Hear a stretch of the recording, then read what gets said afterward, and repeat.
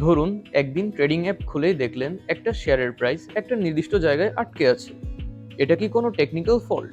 না, এর পেছনে কাজ করছে সার্কিট ব্রেকার। স্বাগতম সিবিসি ক্যাপিটাল গাইডে। আজকের আলোচনা সার্কিট ব্রেকার আসলে কি এবং কেন ডিএসিতে এটা ব্যবহার হয়। সার্কিট ব্রেকার হলো একটি নিয়ন্ত্রিত প্রাইস লিমিট। একটি ট্রেডিং সেশনে শেয়ারের দাম সর্বোচ্চ কতটা বাড়তে বা কমতে পারবে সেটি নির্ধারণ করে দেয় এই লিমিট।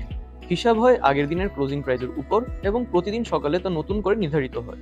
মনে রাখা জরুরি, এটি প্রাইস মুভমেন্ট সীমিত করে, ট্রেডিং বন্ধ করে না। ডিএসসির নিয়ম অনুযায়ী এই লিমিট নির্ভর করে শেয়ারের দামের উপর।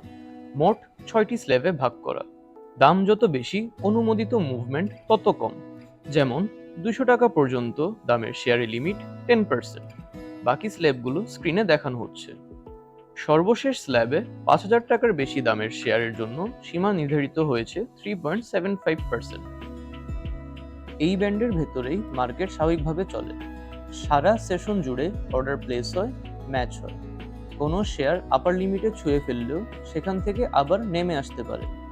এমনকি দিন শেষে কম দামে ক্লোজ করতে পারে।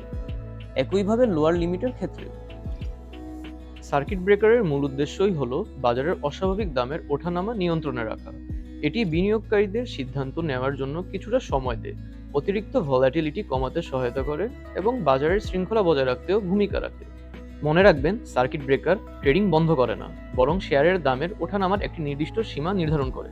অর্থাৎ মার্কেট সচল থাকে, শুধু অস্বাভাবিক দামের ওঠানামা নিয়ন্ত্রণ রাখা হয়। That's all for today. Thanks for watching and stay tuned with Citibank capital resources limited.